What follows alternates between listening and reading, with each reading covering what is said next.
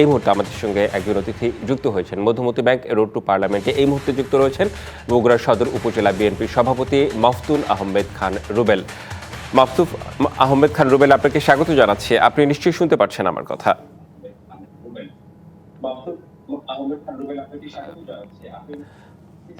জি, মাফতুন আহমেদ খান, হ্যাঁ, আপনি শুনতে পাচ্ছেন। আপনার কাছে আমি একটু শুরুতেই জানতে চাই, আপনি বগুড়া সদর উপজেলা বিএনপির সভাপতি, তো আমি একটু সদরকে ঘিরে একটু জানতে চাই যে বিএনপির অবস্থা কিরকম। যদিও বলা হয় বগুড়া হচ্ছে বিএনপির ঘাঁটি, কিন্তু সেখানে তো রাজনৈতিক প্রতিদ্বন্দ্বীরা রয়েছেই, জামায়াত রয়েছে, এছাড়া অন্যান্য রাজনৈতিক দলের নেতৃবৃন্দও রয়েছে।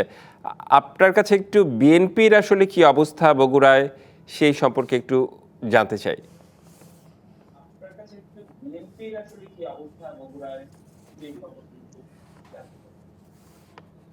ধন্যবাদ। এটা বগুড়া সদর আসনে যিনি প্রার্থী হয়েছেন তিনি বিএনপির চেয়ারম্যান জনাব তারেক রহমান।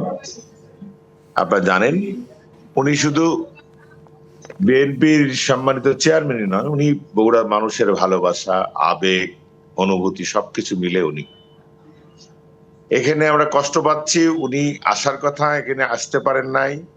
কত দ্রুত সময়ের মধ্যে তাকে আমরা এক নজর শুধু দেখতে চাই, বগুড়ার মানুষ তাকে শুধু এক নজর দেখতে চায়। আর ভোটের প্রস্তুতি এখানে তৃণমূল পর্যায়ের নেতাকর্মী তারা নিজস্ব উদ্যোগে স্বতঃস্ফূর্ত ভাবে ইউনিয়নে ওয়ার্ডে সমস্ত জায়গায় তারা কাজ করে যাচ্ছে। আমরা মনে করি যে এখানে বাংলাদেশের মধ্যে সর্বোচ্চ ভোটে তাকে আমরা নির্বাচিত করতে সক্ষম হব ইনশাআল্লাহ। জি, আপনাকে একটু অনুরোধ করবো, আপনার ক্যামেরাটা অনবরত নড়ে যাচ্ছে, একটু স্থির করা যায় কিনা, তাহলে হচ্ছে একটু কথা বলতে আমাদের সুবিধা হবে। জি, ধন্যবাদ। আমি একটু জানতে চাই যে বগুড়ায় তো বিএনপি তো একটা বড় রাজনৈতিক দল, দেখা যাচ্ছে যে বিএনপিতে কাজ করার জন্য অনেকেই রয়েছেন, বিভিন্ন রাজনৈতিক দলের প্রতিদ্বন্দ্বীরাও রয়েছেন। তো জামায়াত রয়েছে, বর্তমান সময়ে এনসিপি রয়েছে, আরও বেশ কিছু বিষয় নিয়ে আপনার সঙ্গে কথা বলতে চাই। আমি যদি বগুড়া সদরের কথাই বলি, তাহলেও হচ্ছে সেখানে আসলে অবস্থাটা কীরকম সেটি একটু অন্যান্য রাজনৈতিক দলগুলোর সঙ্গে বিএনপি যদি প্রতিদ্বন্দ্বিতা করে সেক্ষেত্রে আসলে কি অবস্থা হতে পারে। মানে তারেক রহমান কি অনেক বিপুল ভোটে বিজয়ী হবে এমন মনে হচ্ছে অন্যান্য রাজনৈতিক দলগুলোর তুলনায় যারা প্রতিদ্বন্দ্বিতা করবে, নাকি অন্যান্যরাও বেশ শক্তিশালী এই মুহূর্তে? আপনি শুনতে পাচ্ছেন নিশ্চয়ই আমার কথা? আপনি যেভাবে আছেন সেভাবেই থাকুন। আপনি নিশ্চয়ই শুনতে পেলে আমার প্রশ্নের উত্তর দিতেন যদি।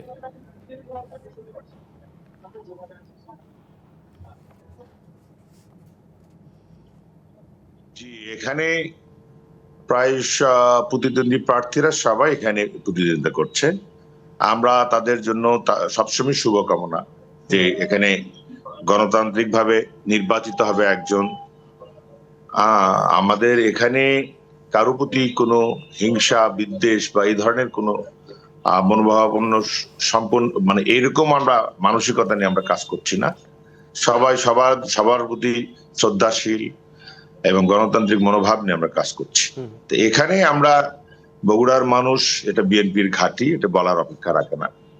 তো এখানে আমরা আমাদের প্রতিদ্বন্দ্বিতা যারাই করছে তাদের প্রতি আমরা শ্রদ্ধাশীল, আমরা এটা তাদের প্রতি আমাদের সেই শ্রদ্ধা রেখে আমরা সহমর্মিতা বলি, সৌহার্দ্যপূর্ণ সম্পর্ক বলি, সেটা আপনাদের মধ্যে আছে।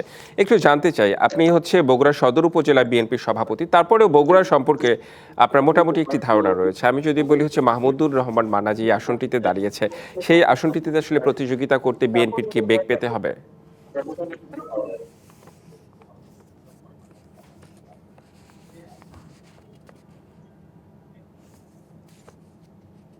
মাহমুদুর রহমান মান্না উনি তো আমাদের আসনে না, ওটার পার্শ্ববর্তী আসন বগুড়া 2। এখন আমি সামগ্রিকভাবে বগুড়ার কথা বলছি না। হ্যাঁ, সামগ্রিকভাবে বগুড়া 1 থেকে 7-এর মধ্যে আপনার জানা থাকবে আর কি বিষয়গুলো, সে কারণে আসলে প্রশ্নটি করা।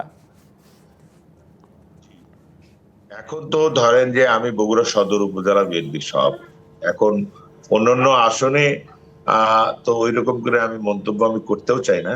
এখানে আমার যদি আপনার সদর সম্পর্কে আপনারা জানতে চান, আমরা এখানে 150টি কেন্দ্র রয়েছে।